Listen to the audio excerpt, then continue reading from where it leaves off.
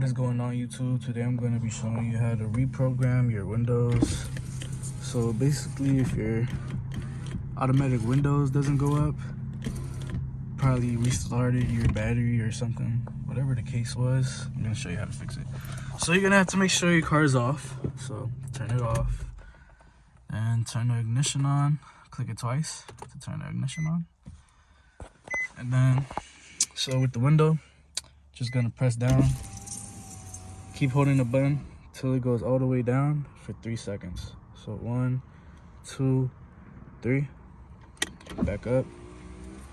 Same thing. Hold it for 3 seconds.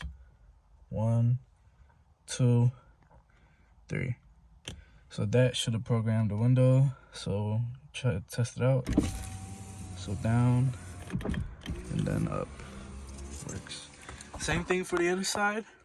Just do the same process and it should work. So yeah, that's it, man. Thanks for watching.